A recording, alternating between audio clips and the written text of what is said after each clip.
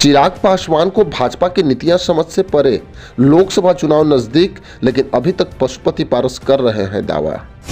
चिराग पासवान पहले ही बोल चुके हैं कि हमारे रास्ते हर तरह से खुले हैं। हाजीपुर पे बढ़ता जा रहा है सस्पेंस। हाजीपुर लोकसभा सीट पे अभी भी चाचा भतीजा के बीच टकराहट जारी, लेकिन भाजपा का कोई भी नेता बयान देने से बच रहा है। लोकसभा चुनाव धीरे धीरे नजदीक आ रहे हैं और लोगों के बीच सरगर्मियां बढ़ती जा रही हैं। बिहार के मुख्यमंत्री जब से एनडीए में आए हैं तब से भाजपा के कई बड़े नेता शांति बनाए बैठे हैं। खबरें तो यहां तक है कि अंदर खाने में नीतीश कुमार और भाजपा के राष्ट्रीय अध्यक्ष जेपी नड्डा के बीच सीटों को लेकर बात फाइनल भी हो गई है। वैसे भी नीतीश कुमार और चिराग पासवान के बीच रिश्ते कैसे हैं ये जग जाहिर है। भले ही मीडिया में कुछ खबरें ना आ रही हों, लेकिन चिराग पासवान को नीतीश कुमार झटका देने का पूरा प्रयास कर चुके हैं। जमुई लोकसभा सीट से चिराग पासवान अभी सांसद हैं, लेकिन नीतीश कुमार जमुई सीट पे भी दावा कर रहे हैं। अंदरूनी सूत्रों से खबर यहां तक आ रही है कि जमुई लोकसभा सीट भी नीतीश कुमार चिराग पासवान से छीनने की तैयारी कर ली है, क्योंकि जमुई लोकसभा सीट पर नीतीश कुमार अपने खास अशोक चौधरी को लड़ाना चाहते हैं। जबकि जमुई लोकसभा सीट के लिए जनता के नाम एक संदेश भी चिराग पासवान ने कुछ दिन पहले ही दिया था। जनता जिन्होंने पिछले 10 सालों से मुझ पर विश्वास किया, आप सबका आभार प्रकट करना चाहता हूँ। आपकी वजह से ही मुझे जमुई लोकसभा का प्रतिनिधित्व करने का सौभाग्य मिला।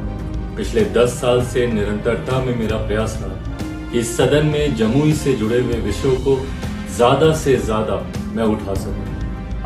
वैसे तो चिराग पासवान ने नीतीश कुमार का नाम तो नहीं लिया, लेकिन इशारों में ही लोकसभा जमुई की जनता को बड़ी बात बता दी। मैं आपको बताते चलूं कि जमुई लोकसभा के कई सदस्य रहे, लेकिन चिराग पासवान ने जो काम किया वो धरातल पे दिख रहा है। अब सबसे बड़ी बात तो यह है कि जब से नीतीश कुमार एनडीए गठबंधन के समर्थन से मुख्यमंत्री बने हैं, पशुपति पारस लगातार नीतीश कुमार से मिल रहे हैं और हाजीपुर लोकसभा सीट के लिए नीतीश कुमार के जरिए भाजपा गठबंधन पर दबाव भी बनाने का प्रयास कर रहे हैं, क्योंकि पशुपति पारस ये अच्छी तरह से जानते हैं कि नीतीश कुमार ही उन्हें हाजीपुर लोकसभा सीट दिलवा सकते हैं। क्योंकि कहा तो यहाँ तक जा रहा था कि नीतीश कुमार ही भाजपा से कह के पशुपति पारस को केंद्र में मंत्री बनवा दिया। चिराग पासवान ने कई बार मंच से बोला भी है कि नीतीश कुमार ने हमारी पार्टी और परिवार को तोड़ दिया। नीतीश कुमार ने हमारे पार्टी को तोड़ा और हमारे परिवार को बर्बाद कर दिया, लेकिन समय के साथ हमारे लोग मेरे साथ चट्टान की तरह खड़े रहे। वहीं हाजीपुर लोकसभा सीट अब चिराग पासवान के लिए संशय बनते जा रहा है, जबकि चिराग पासवान ने साफ कर दिया कि हम किसी भी तरह का समझौता नहीं करेंगे। भाजपा बड़ी पार्टी है, वो समझौता करे। चिराग पासवान जब एनडीए में नहीं थे तो गृह राज्य मंत्री नित्यानंद राय लगातार उनको मनाने में लगे थे, लेकिन आज भाजपा का कोई भी नेता कुछ बोल नहीं रहा है।